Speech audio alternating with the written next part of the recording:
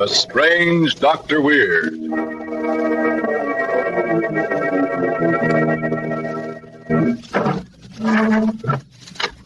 Good evening.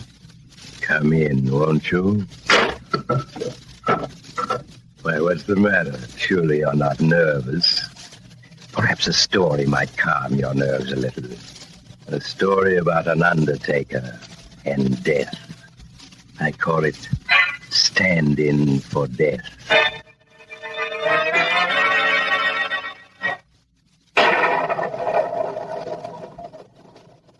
My story begins in the small, dimly lit undertaking parlor of Charles Thompson.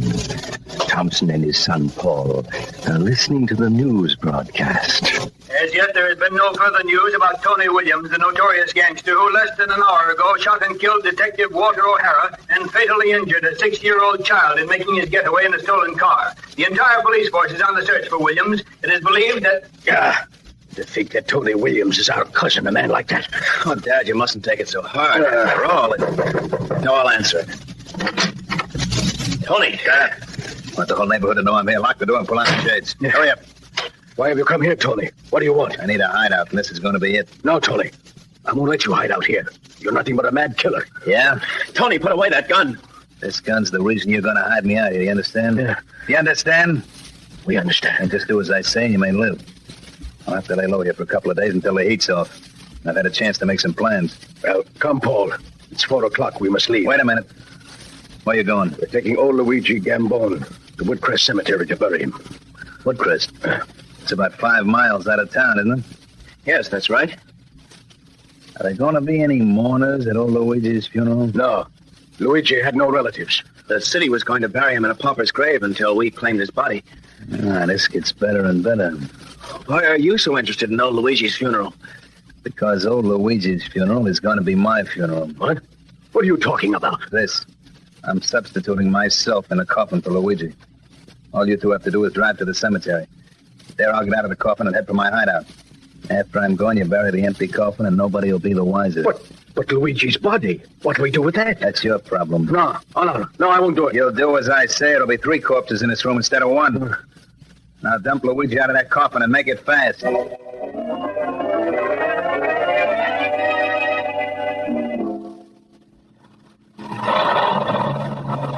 We're starting now, Tony. Okay. Remember, if the cops stop you, don't let them get suspicious for us. No, Tony, we won't.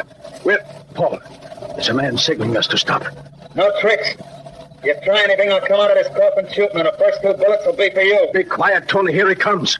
It's O'Hara, the private detective. O'Hara? The cop's brother? Yes, now be quiet. Oh, hello, O'Hara. Hello, Charlie. I thought it was you. Lucky I caught you. I was just going to drop in on you. Drop in? On me? That's right. Where you headed for? We're going out to bury old Luigi at Woodcrest Cemetery. Oh, Luigi, huh? Yes. I suppose you heard the latest about Tony Williams? Yes, I heard it over the radio. I'm sorry about your brother, O'Hara. He was a good man. Yeah. You haven't by chance seen Williams lately, have you? You know I've never had anything to do with Williams, never. Sure, Charlie. It's just that I thought you being Williams' cousin, he might just possibly have come to you for help. Oh, no. We haven't seen him in almost a year, have we, Paul?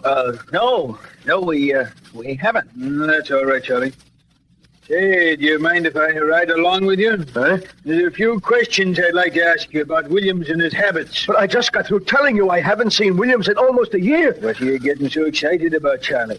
All I want to ask you is a few things about Williams. Get this. I'm going to see that Williams gets what's coming to him.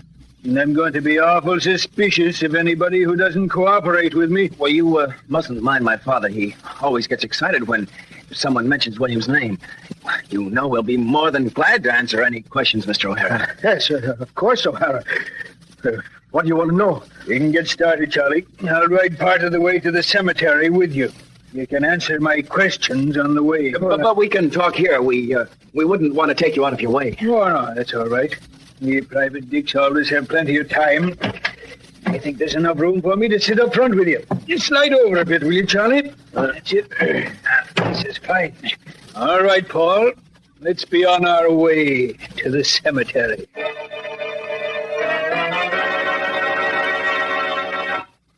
Dr. Weird's merry tale will be continued in a minute.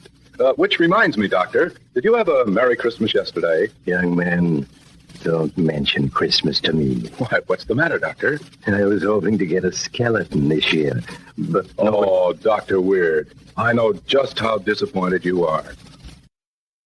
Now, here's Dr. Weird. Now I'll finish my story, stand in for death. The hearse has left the city behind and is nearing Woodcrest Cemetery. Mile after mile, Paul is driven in silence as O'Hara questions his father about Tony Williams. Well, here we are, O'Hara, the entrance to the cemetery. So we are. Go ahead, Paul. Drive in. But, O'Hara, if you go into the cemetery with us, how will you get back to town? That's all right. I don't mind walking from the grave back to the main road. Go ahead, Paul. Drive in. But O'Hara, Go ahead, Paul. What are you waiting for? I'm certainly glad, Charlie, that you and Paul aren't mixed up in Tony's escape. You know, if you were, it'd mean 10 years apiece for you in the penitentiary. You know we wouldn't help a killer like Tony Williams. Sure, I know that. But guys like Tony have a way of intimidating people. Oh, but not me, O'Hara. Yes, Charlie, even you. Tony's smart, and he has an even smarter lawyer. Remember when he was on trial for the murder of that state trooper? He beat that rap because witnesses refused to testify. Tony had intimidated him, and he was acquitted even though everyone knew he was guilty. Yes, but this time he wouldn't have a chance of escaping the chair. I'm not so sure, Charlie. And even if he were convicted, let me tell you, the chair would be far too good for him. Don't you agree? Oh, yes, you're right, O'Hara. well, here we are. Oh, is that the grave you're going to bury old Luigi in? Yes. Well, there doesn't seem to be anybody around. Where are the men that lower the coffin into the grave and do the burying? There aren't any. You see, Luigi died penniless.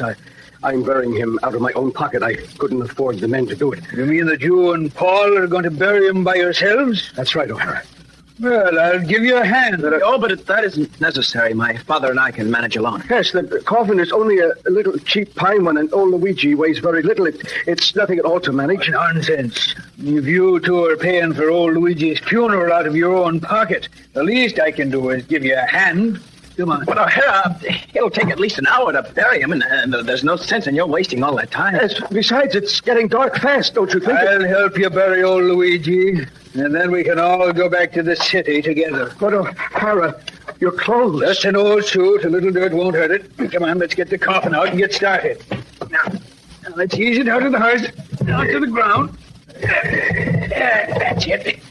Say, you two forgot to lock the coffin. Yeah, that's better. Did you want to say something, Charlie? If you and Paul were mixed up in Tony's escape, it would mean 10 years in the penitentiary. No, O'Hara, I didn't want to say anything. Okay. Paul, have you got the ropes you used to lower the coffin into the grave? Yes, here they are. All right, let's get it over with.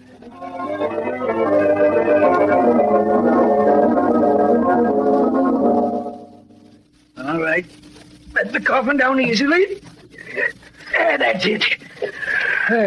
Old Luigi isn't as light as you might think. Where are the shovels, Paul? Here.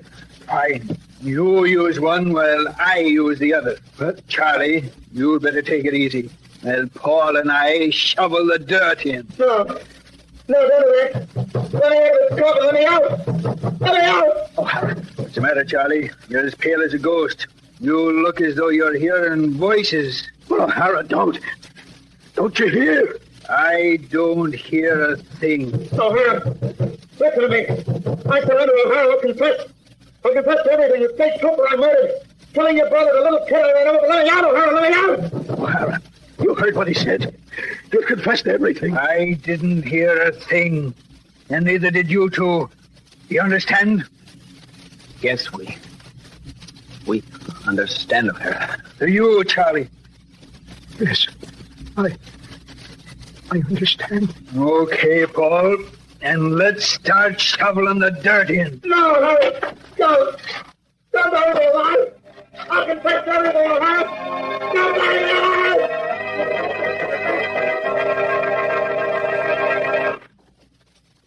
Too bad about poor Tony, wasn't it? It must be unpleasant to be buried alive. You know, I've often wondered how long it takes a person to suffocate in a coffin. Now, if some brave soul were to volunteer for an experiment, I could... Oh, you have to go now. Too bad. But perhaps you'll drop in on me again soon. I'm always home.